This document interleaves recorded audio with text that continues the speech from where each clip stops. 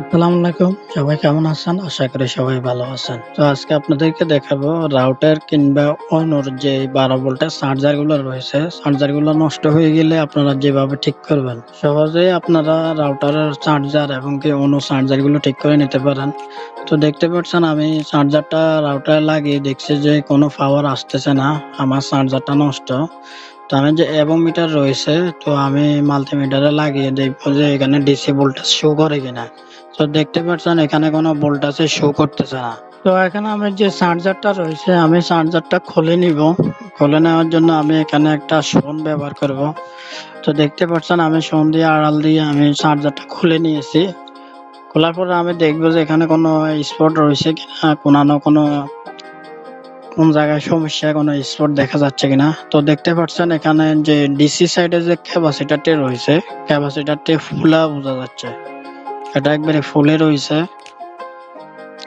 এটা পরিবর্তন করে দিলে আমার চার্জারটা ওকে হয়ে যাবে। তো আমি এই ধরনের আরেকটা চার্জার থেকে আমি এরকম ডিসি যে ক্যাপাসিটরটি রয়েছে সে ক্যাপাসিটরটির নাম্বার মিলিয়ে আমি এটা খুলে নেব। তো দেখতে পাচ্ছেন আমি এই বোর্ডের যে ক্যাপাসিটর রয়েছে সেটাই আমি খুলে নিব। খুলে আমি যে ক্যাপাসিটরটা নষ্ট আমি সে ক্যাপাসিটরটা পরিবর্তন করে দেব। তো আমি অলরেডি খুলে আমি যেটা নষ্ট সেটাও খুলে নিয়েছি। খুলে নতুনটা এখানে লাগিয়ে দিব। তো দেখতে পাচ্ছেন আমি লাগানোর জন্য এখানে সোল্ডারিং করতেছি। আপনারাও চাইলে রাউটার অন্য চার্জার গুলো নষ্ট হয়ে গেলে ফেলে না দিয়ে আপনারা নিজেই চার্জার গুলো ঠিক করে নিতে পারেন। এগুলো তেমন কিছু হয় না। প্রথমে যে ইনপুট রয়েছে, ইনপুটে একটা ফিউজ থাকে, ওই ফিউজটা প্রথমে চেক দিবেন। আর ক্যাপাসিটার ডিসি সাইডে একটা, এসি সাইডে একটা রয়েছে, দুইটা ক্যাপাসিটার আপনারা চেক দিবেন কোনো ফুলে আছে কিনা। তো যদি দেখেন যে ফুলে রয়েছে তাহলে আপনারা এটা চেঞ্জ করে দিলে আপনাদের চার্জারটা ঠিক হয়ে যাবে।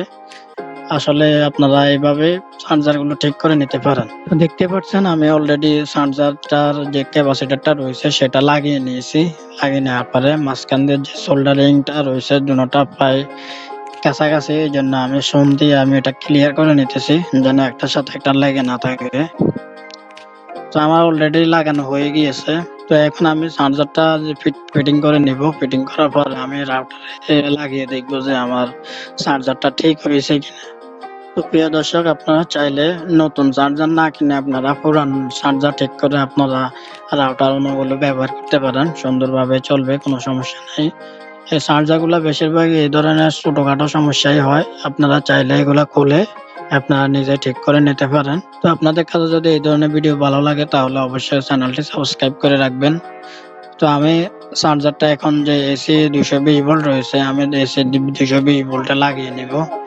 লাগিয়ে নেওয়ার পরে এখানে আমি দেখবো যে রাউটারটি চালু হয় কিনা। তো দেখতে পাচ্ছেন আমার রাউটারটির পাওয়ার চলে আসছে, আমার রাউটারটি এখানে চালু হয়ে গিয়েছে। তো আজকের ভিডিও এই পর্যন্তই। সবাই ভালো থাকেন, সুস্থ থাকেন। আল্লাহ হাফেজ।